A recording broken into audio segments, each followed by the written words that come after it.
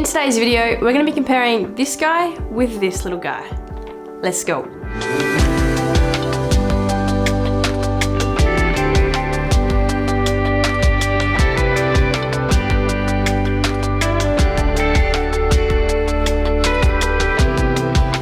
What's going on, guys? Welcome back to the channel. If you're new here, my name's Rachel and I'm a freelance videographer living in Melbourne, Australia. And on this channel, I share everything filmmaking related. So if you're into that stuff, subscribe, turn the notifications on, you know what to do. So Rode have been my go-to audio equipment ever since I started filmmaking about 4 years ago. The quality of their products is incredible, the customer service is amazing, and I do love to support Aussie brands. So I've owned the Filmmaker kit for about 2 to 2.5 years now. It has been my go-to wireless microphone up until this got announced. And because of its price point being, I don't know its price point off the top of my head, so I'm just gonna put the price point here.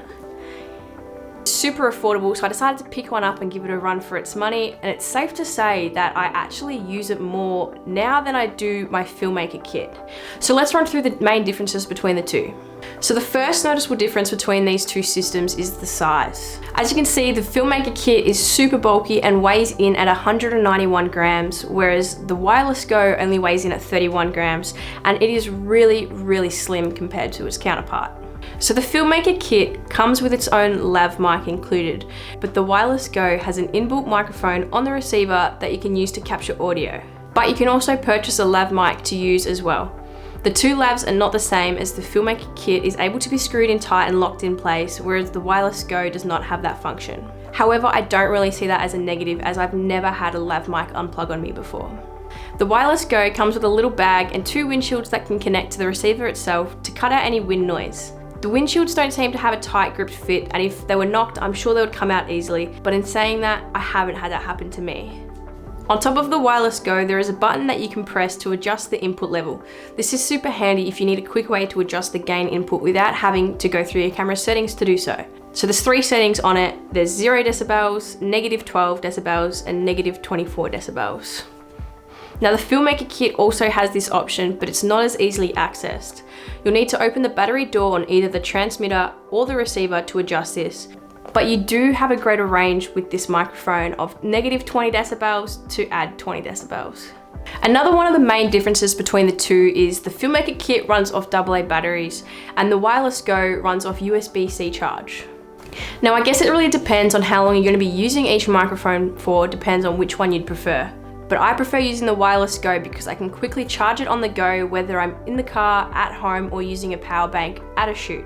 Most of the shoots where I need to use a lav mic, I don't necessarily need it for a long period of time, so I just prefer to use the WirelessGo because I can quickly charge it up and I don't have to spend a fortune on batteries. But in saying that, the WirelessGo does have a battery life of 7 hours, so you should be good for a full day of shooting. Technically speaking, don't hold me to it. If your mic dies mid-shoot, it's not on me. I do understand, however, it is super convenient to just quickly swap out some AA batteries and have a fresh microphone fully charged, ready to go. But as I said just now, I don't really have that need, and so spending a fortune on batteries is just not a vibe. So if you're going to use the WirelessGo without the lav mic, I don't think that it looks that nice when it's clipped onto somebody, but there are some instances where it's super convenient. For example, I shoot a lot of fitness content, and if I'm shooting a testimonial after a workout where someone's super sweaty, they're wearing tight gym clothes, I don't really want to get all up in their grill and try and lav mic them up while they're sweaty, especially if I need to shoot a few in a short time period. So being able to clip this on to a piece of their clothing is super convenient. The audio quality straight from the mic is also really great. So the Filmmaker kit has better range, with 100 meters being the distance where it starts to cut out, and the WirelessGo starts to cut out at about 70 meters. One of the downfalls about the WirelessGo is that it is a line of sight connection. So if there is something standing in between the connection from the receiver and the transmitter, or if there's a wall in between, or if the person who's wearing the microphone actually turns around, the connection will cut out. So that is something you need to keep in mind. But because I am aware of this issue, I just always avoid having anything interfering with that line of sight connection. Both of these systems are ready to go straight out of the box. All you need to do is turn them on and they'll connect. So now let's move to the pros and cons. We'll start off with pros of the Filmmaker kit.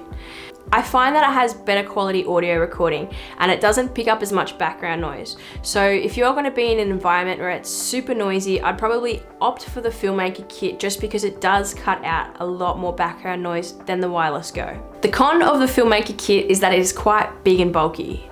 I find the size can sometimes make it really hard to mic someone up. I like to clip it onto the back of someone's pants or put it in the back of their pocket, but sometimes if someone's not wearing pants, if they're wearing a dress or something else, it makes it really hard to mic them up because there's nothing for it to hang on to.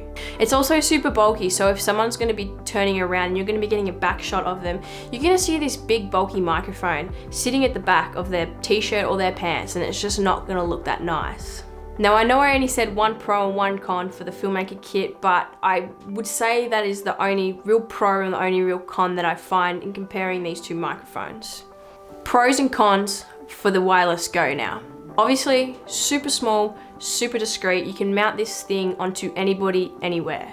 It also doesn't require the lav to be used, and so I find it super convenient in run and gun situations. For example, I was filming at a triathlon event a few weeks back and I needed to interview the winners of the female and the male race in a really short time period in a really noisy environment. You know, people were still coming across the line. There was someone over a loudspeaker congratulating, saying everybody's names as they came through, and so it was super busy and super loud.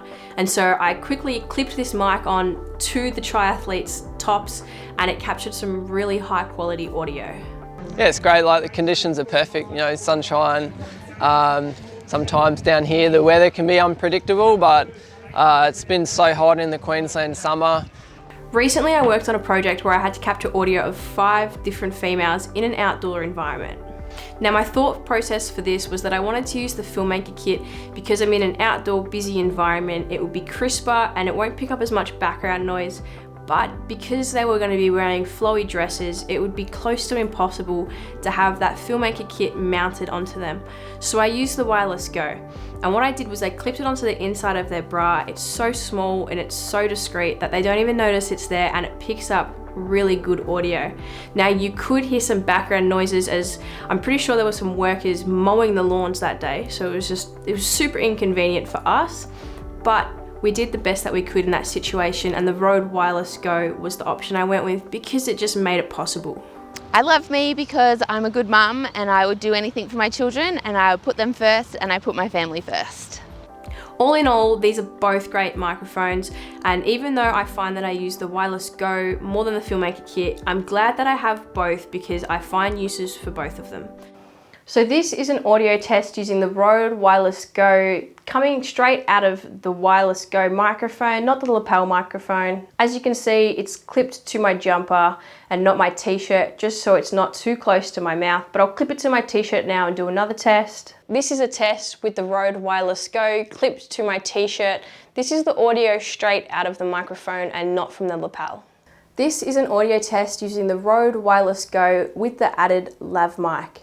This is an audio test using the Filmmaker kit. I don't really know what to say, so I'm just going to keep talking and cut in between the 2 different clips so you can see the audio differences. Rode WirelessGo with the added lav mic. Coming straight out of the WirelessGo microphone using the Filmmaker kit, and hopefully you can hear the audio difference.